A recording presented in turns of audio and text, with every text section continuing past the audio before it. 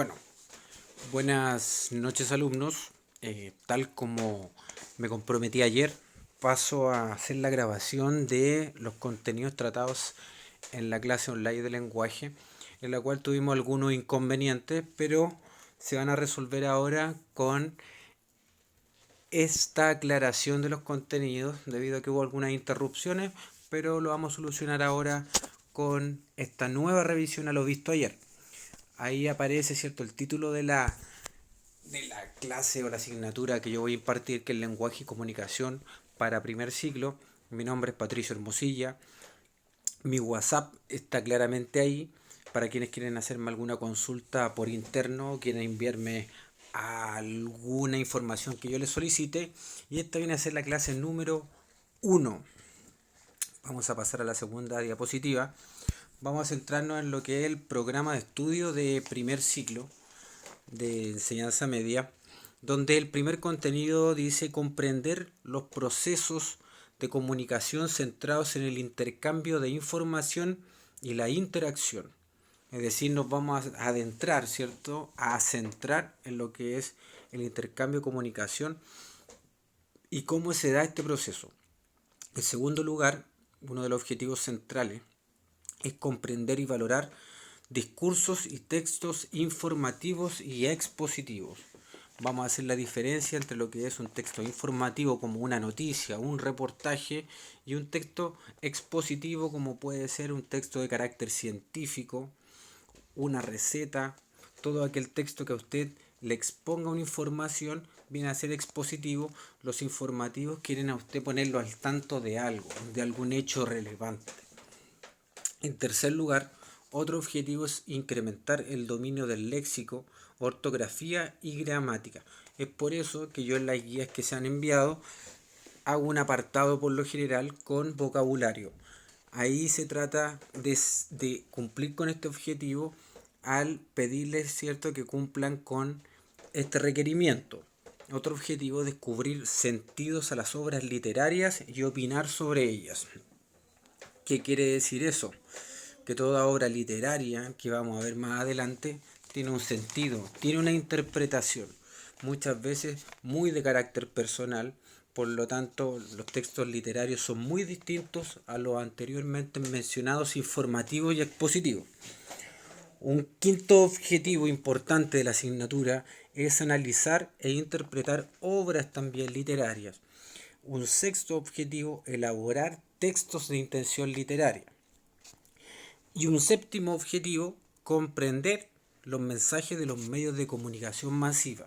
Todos esos mensajes que vemos a diario en televisión, periódicos, online, revistas y todas esas plataformas gigantescas que llegan y tienen un impacto global, local o universal, son considerados los medios de comunicación masivas. Pasamos a la tercera diapositiva, vista en la clase online de ayer. Y acá podemos apreciar lo que son los contenidos centrales, los ejes en los cuales gira nuestra asignatura. El primer contenido central es la comunicación oral. Comunicación oral como qué? Como textos, cierto, de interacción comunicativa, como en qué otros textos, como que otra comunicación, en la comunicación, cierto, que se da en un debate, en la comunicación que se da, cierto, en el intercambio de posturas sobre un tema en particular, temas de interés general. Son todos esos temas que vamos a ir viendo ahí en esta comunicación oral. Para ello yo les voy a pedir muchas veces que mediante un audio a través de WhatsApp me envíen su parecer sobre algún contenido que hemos visto. Les voy a dejar quizá alguna preguntita por ahí y con ello vamos cumpliendo con ese objetivo. Otro contenido importante es la comunicación escrita. ¿Y dónde nos vamos a centrar en ello? En la lectura de textos escritos producidos en situaciones habituales de interacción comunicativa, en variedad de tipos o de textos escritos también. Y también reconocer cómo son estos textos escritos, cuáles son su estructura, su introducción, su desarrollo, su conclusión. El tercer contenido importante a tratar son o es el mundo de la literatura. Aquí vamos a ver textos literarios de diferentes géneros, como el lírico, el dramático y el narrativo. Todos los textos literarios, todos los textos literarios los podemos agrupar, dependiendo su naturaleza y característica, en tres géneros: lírico, dramático y narrativo. Y eso lo iremos viendo paso a paso en el día a día que vayan transcurriendo nuestras clases. Otro contenido central también, como se lo había mencionado en los objetivos, son los medios masivos de comunicación. Ahí veremos, ¿cierto?, cuál es el impacto que tienen algunos mensajes de estos medios masivos de comunicación, cuál es la intención de los medios masivos de comunicación, que es básicamente entretener, informar, plantear ideas, convencer, crear u orientar opiniones. Acá también podemos ver la publicidad y la propaganda y hacer la diferencia entre qué es publicidad y qué es propaganda, que no es lo mismo. Una tiene un fin y una intención netamente comercial y la otra quiere cambiar una conducta, una idea, generar una modificación en el otro, a quien llega el mensaje, en el receptor, podríamos decir. La primera pregunta inicial para dar inicio a esta asignatura es si lenguaje y comunicación son lo mismo. Para muchos son sinónimos, pero en realidad no lo son. Son conceptos distintos que sí están familiarizados, que sí están emparentados, porque uno depende del otro, pero el lenguaje no es lo mismo que la comunicación. Ahí dice que la comunicación es básicamente una forma de transmitir información desde un emisor a un receptor. Por lo tanto, es un concepto más general, más global. ¿Las especies se comunican? Sí, se comunican. Las especies del reino animal todas se comunican entre sí, o la mayoría podríamos decir, para no englobarlo a todos. Incluso nosotros nos podemos comunicar con ellos y ellos se pueden comunicar a su vez con nosotros. Pero no han desarrollado el lenguaje. No han desarrollado un sistema de comunicación tan complejo como el que tenemos nosotros, que se define, de acuerdo a lo que dice ahí, como un sistema de signos a través del cual los seres humanos se comunican entre sí.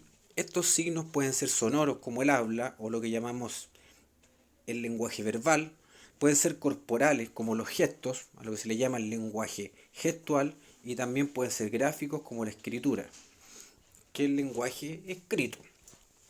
Para muchos estudiosos, el desarrollo del lenguaje viene a ser una característica propia del ser humano, algo que nos diferencia de otros animales o de otras especies. Por más que se diga que el delfín, por ejemplo, ha logrado desarrollar un lenguaje importante al nivel de nosotros, aún no se llega a esa complejidad. Básicamente dice ahí, todas las especies se comunican, pero ninguna tiene un lenguaje, es decir, un sistema de comunicación tan complejo como los humanos. Un contenido importantísimo a tratar es el de los elementos o factores de la comunicación. ¿Qué significan estos elementos factores de la comunicación? Que en todo proceso de comunicación interactúan o intervienen o se conjugan entre sí seis elementos o factores de la comunicación. ¿Cuáles son esos elementos o factores de la comunicación básicos? En primer lugar, como está en el recuadro ahí, el emisor. ¿Quién es el emisor? Es quien emite o quien transmite un mensaje, de quien sale un mensaje, quien manda un mensaje. En segundo lugar, hay un receptor, quien recibe, quien recepciona el mensaje, de ahí, cierto, su nombre. En tercer lugar está el código, que viene a ser el idioma en el cual se transmite el mensaje. En cuarto lugar, el canal, que es el medio a través del cual se entrega el mensaje. En quinto lugar, el mensaje, que es la información misma que se transmite. Y en sexto lugar, un factor que no es muy contemplado, que es el contexto. ¿A qué nos referimos con contexto? Nos referimos básicamente a las circunstancias o situaciones en las cuales se da la comunicación. Ahí hay un ejemplo, dice, Juan le escribe a Marcela en la pizarra te amo. ¿Cuáles son los factores de la comunicación en ese caso? El emisor viene a ser Juan. El receptor viene a ser Marcela, porque es quien recepciona este mensaje. El código es el idioma español, escrito básicamente. El canal, la pizarra. La pizarra es el medio a través del cual él le entrega este mensaje. El mensaje, que es el contenido, viene a ser un te amo. Y el contexto es un contexto romántico, es un contexto de pareja, un contexto de intimidad. Un contenido más visto ayer son las funciones del lenguaje. ¿Qué quiere decir con funciones del lenguaje? Que el lenguaje tiene distintos usos. Y a esos usos que le damos al lenguaje, dependiendo de lo que nosotros queramos hacer con el lenguaje, se le llama función. Por lo tanto, hay una función del lenguaje que es expresiva o emotiva, que es cuando nosotros utilizamos el lenguaje para expresar sentimientos, deseos, emociones. Cuando yo le digo a alguien qué bonito está, que se ve bien, que me parece una idea buena o mala, que deseo hacer esto u lo otro, usted se le declara a una persona, está haciendo uso de la función expresiva o emotiva. Otra función que aparece ahí es la conativa o apelativa. ¿Cómo se define esta función? Se define cuando usted quiere cambiar a otro, quiere influir en otro, quiere influir en el receptor de su mensaje. Cuando usted le da una orden a su hijo, cuando usted le hace una pregunta a otra persona, lo que quiere que esa persona le conteste, básicamente, o que modifique lo que está haciendo. Cuando usted quiere generar un cambio, una respuesta del otro con su mensaje, está haciendo uso de la función conativa o apelativa. La función poética, por otro lugar, es la función que utilizan las personas que embellecen el lenguaje, embellecen el mensaje que quieren entregar. Ahí hay un ejemplo. El verano ha llegado, todos estamos maravillados. Esa es una expresión netamente poética. Si usted quiere encontrar expresiones poéticas, vaya a las canciones. En las canciones por lo general existen este tipo de expresiones. Y es cuando se embellece el mensaje. Se embellece, se entrega con un lenguaje estéticamente más bonito. Otra función importantísima es la función referencial del lenguaje, que es la más común, la que utilizamos en el día a día. Cuando queremos representar o recrear una realidad de una forma directa, clara o precisa, utilizamos esta función. Cuando usted le narra a alguien lo que hizo durante su día, está usando la función referencial del lenguaje. Está reconstruyendo lo que usted hizo, una realidad, un hecho, un episodio de su vida. Otra función importantísima es la función metalingüística, que si bien tiene un título bastante complejo, no lo es tanto así, porque es cuando yo utilizo el lenguaje para aclarar aspectos del mismo lenguaje. Cuando usted le dice a su hijo, Santiago se escribe con mayúscula, o esa palabra va con tilde o acento, usted está haciendo una corrección con el lenguaje suyo a un aspecto del lenguaje. Por lo tanto, usa el lenguaje para reparar el mismo lenguaje. A eso se le llama función metalingüística. Y en último lugar, otra función importante a tratar es la función fática. La función fática del lenguaje es cuando nosotros utilizamos el lenguaje para iniciar, sostener, terminar un acto comunicativo. El saludo es una función fática del lenguaje. Cuando usted dice un hola, un buenas tardes, un buenas noches, cuando dice un hola y da inicio a una conversación, usa la función fática. Cuando quiere suspender esa comunicación y le dice a alguien, espérame un momento, está haciendo uso también de esta. Y cuando cierra la comunicación y se despide, un adiós viene a ser parte de la función fática. Otro tema importantísimo a tratar que iremos viendo en el paso de la semana son los textos literarios y los no literarios. Todos los textos, absolutamente todos los textos que existen se pueden dividir en dos grandes mundos. En el mundo de lo que pertenece a la literatura, es decir, de los literarios, y los que no pertenecen a la literatura, los no literarios. Los textos literarios básicamente se caracterizan ¿por qué? Porque usan recursos expresivos y de su característica gramatical. Utilizan un lenguaje connotativo, es decir, un lenguaje que usted tiene que interpretar. Se interpreta lo que está entregando como mensaje el autor de estos textos. Tiene un valor polisémico. ¿Qué quiere decir eso? Que puede tener distintos significados un texto literario. Por el contrario, un texto que no pertenece a la literatura no tiene esa intención. Lo que quiere un texto que no pertenece a la literatura es transmitirle un hecho, una realidad. algo que ha ocurrido con un lenguaje directo, claro y preciso. Objetivo también se le llama. También se usa aquí, por supuesto, lo que es la función poética, porque se embellecen los mensajes. Todo lo que es la poesía, la canción, el himno, la oda, la elegía, como textos pertenecen al mundo de lo literario. Por lo tanto, también se usan figuras literarias, que son recursos expresivos utilizados en el mundo de la poesía. Se organizan también según sus estructuras recurrentes y relacionadas con géneros literarios. Hay tres grandes géneros literarios, como lo dice también el último punto: el lírico, el narrativo y el dramático. Al género lírico, por ejemplo, pertenecen las obras de Pablo Neruda. Al género narrativo, ahí podemos encontrar todo lo que son los cuentos, las novelas. Y en el género dramático, la obra culmine más célebre es Romeo y Julieta. Cada uno de esos textos tiene características propias que lo hacen ser parte de uno de estos géneros literarios. Es decir, los géneros literarios son una clasificación de los textos que pertenecen al mundo de la literatura.